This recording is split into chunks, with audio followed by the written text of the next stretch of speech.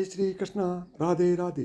प्रिय दोस्तों, रोजाना मंदिर जाने के 1, 2 या 4, 5 नहीं, बहुत सारे फायदे होते हैं। आज के वीडियो में आप जान लीजिए वो कौन कौन से फायदे हैं, और यदि आप रोजाना मंदिर जाते हैं और वो फायदे आपको नहीं हुए हैं तो वो फायदे आपको कैसे होंगे, वीडियो के अंत में उसके बारे में भी आपको रास्ता दिखाएंगे। नंबर 1, आकस्मिक घटना दुर्घटना। यदि आप प्रतिदिन मंदिर जा रहे हैं तो आप अपने जीवन में आने वाली उन घटनाओं से बच सकते हैं जो कि आकस्मिक होती हैं, जैसे दुर्घटना, हत्या, आत्महत्या जैसी नकारात्मकता आपकी ज़िंदगी से दूर रहेगी। नंबर 2, भूत पिशाच। मंदिर जाने वाले व्यक्ति के मन में भरपूर सकारात्मकता और आध्यात्मिक बल होता है, जिसके चलते उसके आसपास नकारात्मक ऊर्जा उसके पास फटकती भी नहीं है। आप इस ऊर्जा को भूत, पिशाच या प्रेत भी कह सकते हैं। मंदिर जाने वाला भय मुक्त जीवन जीता है। नंबर 3, ग्रह बाधा। यदि आप प्रतिदिन मंदिर जाते हैं तो आप पर किसी भी प्रकार के ग्रह और नक्षत्रों का कोई बुरा प्रभाव नहीं पड़ता। ग्रह बाधा से आप मुक्त रहते हैं। मंगल दोष, शनि या अन्य किसी ग्रह की बाधा है, 7.5 ढैया या राहु की महादशा चल रही है तो घबराने की जरूरत नहीं। नंबर 4, रोग या बीमारी। मंदिर में जाकर आप मंदिर के नियमों का पालन करते हैं, व्रत, उपवास और पाठ में विश्वास करते हैं, सोच समझकर आहार विहार करते हैं तो आपको किसी भी प्रकार का रोग या बीमारी नहीं होगी। नंबर 5, दुख या शोक। मंदिर जाकर मन में विश्वास और आत्मबल का संचार होता है, जिसके कारण मन में किसी भी प्रकार का दुख या शोक नहीं रहता है। व्यक्ति सभी परिस्थितियों में समभाव से रहता है। समभाव अर्थात न तो भावना में बहता है और न ही कठोर होता है। हर परिस्थिति उसके लिए सामान्य होती है। नंबर 6, कोर्ट कचहरी। मंदिर जाने से व्यक्ति में सही और गलत को समझने की क्षमता होती है। वह किसी भी प्रकार की फालतू लड़ाई झगड़े में नहीं पड़ता है। जैसे रास्ते में बड़े पत्थर या गड्ढे को देख लेने के बाद हम अपनी गाड़ी को उससे बचाकर निकाल ले जाते हैं, और उसी तरह व्यक्ति अपनी जिंदगी को समझदारी के गड्ढों से बचा ले जाते हैं। नंबर 7, तंत्र, मान सम्मोहन, उच्चाटन। मंदिर जाने वाले व्यक्ति का कोई शत्रु किसी बुरी विद्या के माध्यम से कुछ भी बिगाड़ नहीं सकता है। बहुत से व्यक्ति अपने कार्य या व्यवहार से लोगों को रुष्ट कर देते हैं, इससे उनके शत्रु बढ़ जाते हैं। कमजोर शत्रु हमेशा सामने की लड़ाई नहीं लड़ते हुए पीठ के पीछे ऐसे कार्य करते हैं जिनको अंधविश्वास की श्रेणी में रखा जाता है। मंदिर जाने वाले लोगों को इससे कोई फर्क नहीं पड़ता। नंबर 8, कर्ज से मुक्ति। मंदिर जाने वाले व्यक्ति के जीवन में कभी भी ऐसे संकट नहीं आते हैं कि वह कर्ज में डूब जाए। थोड़ा बहुत कर्ज होता है तो फर्क नहीं पड़ता। कर्ज भी सोच समझ कर लें। यदि ज़्यादा है तो उसको चुकता होने के निश्चित ही मंदिर से ही रास्ते निकलते हैं। मन मंदिर में विश्वास है तो इस बाधा व्यक्ति से मुक्त हो जाता है। नंबर 9, नौकरी और रोजगार। आप बेरोजगार हैं या आपका व्यापार नहीं चल रहा है तो निश्चित ही आपको प्रतिदिन मंदिर जाना चाहिए। आपको जल्द ही सफलता मिलेगी।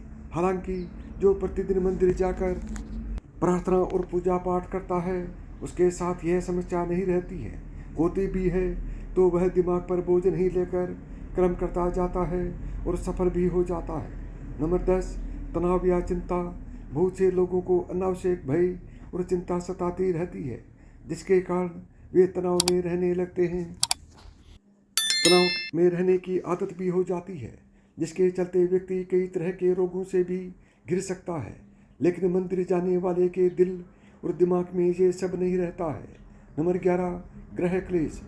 प्रतिदिन मंदिर जाने वाले में मन और मस्तिष्क में कलह या क्रोध नहीं होता। घर के दूसरे सदस्य यदि उससे झगड़ा करते हैं या घर में ग्रह क्लेश हो रही है तो वह उसे समझदारी से हैंडल कर माहौल को खुशनुमा बना देता है। नंबर 12, पैदल भ्रमण। प्रातःकाल पैदल ही मंदिर जाने से व्यापार भी होता है और हमें प्राणवायु भी अच्छे से प्राप्त होती है। प्रतिदिन सूर्य की धूप के स्पर्श से सेहत में सुधार होता है। नंबर 13, मंदिर की ध्वनि। मंदिर में घंटी की टंकार करीब 7 सेकंड तक गूंजती है, जो मन मस्तिष्क से विषाद हटाकर शांति प्रदान करती है। ऐसा भी कहते हैं कि छोटी घंटी से हमारा पितृदोष संतुलित रहता है, साथ ही धोने से भी बैक्टीरिया नष्ट हो जाते हैं। नंबर 14, फूलों की सुगंध।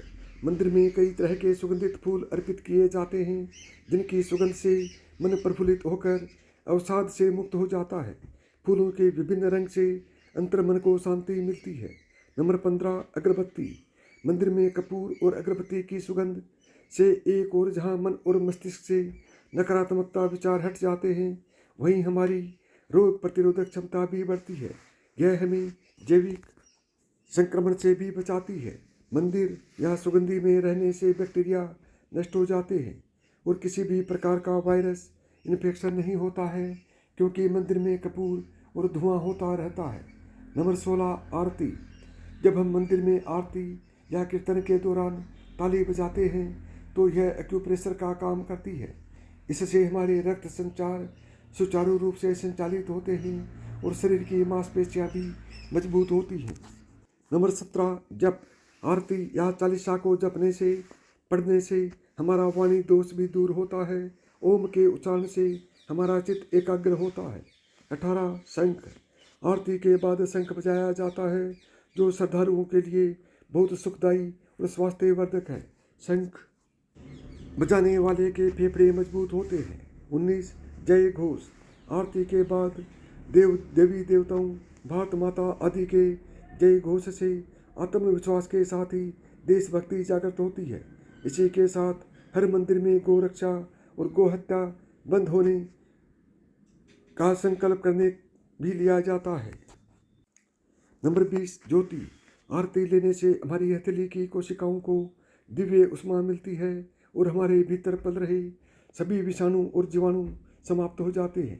आँखों पर हथेलियाँ रखने से गर्माहट आँखों के पीछे की सूक्ष्म रक्त वाहिकाओं को खोल देती है और उनमें ज़्यादातर रक्त प्रवाहित होने लगता है, जिससे हमारी आँखों की ज्योति बढ़ती है। 21, दंडवत। आरती के बाद नमस्कार और दंडवत प्रणाम करने से हमारे मन में विनम्रता और श्रद्धा का भाव जागृत होता है। अहंकार और घमंड का नाश होता है। नंबर 22, चरणामृत। दर्शन, पूजा और आरती के बाद हमें तुलसी मिला चरणामृत, पंचामृत और प्रसाद मिलता है।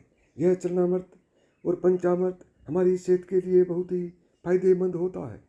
आयुर्वेद के मुताबिक यह चरणामृत हमारे शरीर के तीनों दोषों को संतुलित रखता है।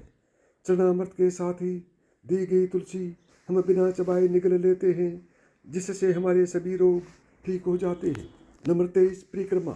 मंदिर में भगवान की परिक्रमा से जहाँ सेहत के लाभ मिलते हैं, वहीं यह धरती के गुरुत्वाकर्षण की शक्ति से जुड़कर हमारे शरीर का तनाव निकल जाता है। इसी के साथ ही में गुंबद और उसके कलश में प्रवाहित हो रही ऊर्जा हमारे शरीर को प्रभावित कर सकारात्मक ऊर्जा प्रदान करती है। 24, नग्न पैर।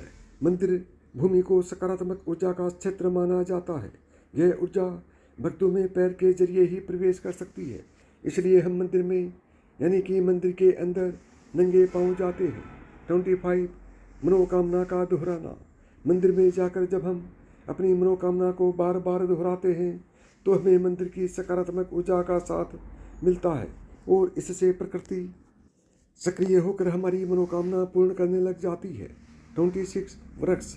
हर मंदिर में पीपल, बरगद, नीम, केला और तुलसी आदि के वृक्ष रहते हैं। इन वृक्षों में हम जल अर्पण करते हैं या उन्हें नमस्कार करते हैं। इन वृक्षों से भरपूर ऑक्सीजन के साथ ही दिव्यता होती है, जो हमारे मन और मस्तिष्क को स्वस्थ करते हैं। इससे हमारे मन में शांति आती है। 27, दान। मंदिर में दिए गए दान के अनेक लाभ होते हैं।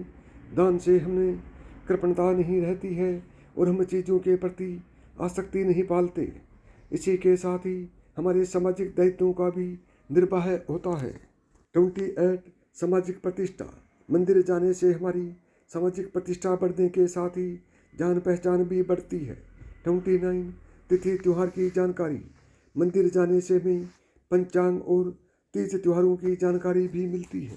यदि आपको मेरी बताई बातें पसंद आई हों तो वीडियो को लाइक करें, ज़्यादा से ज़्यादा दोस्तों में शेयर करें। यदि चैनल पर पहली बार आए हैं या चैनल को अभी तक सब्सक्राइब नहीं किया है तो चैनल को सब्सक्राइब करें, ऑल बटन को दबाएं ताकि मेरे आने वाली प्रत्येक वीडियो का नोटिफिकेशन आपको सबसे पहले मिले।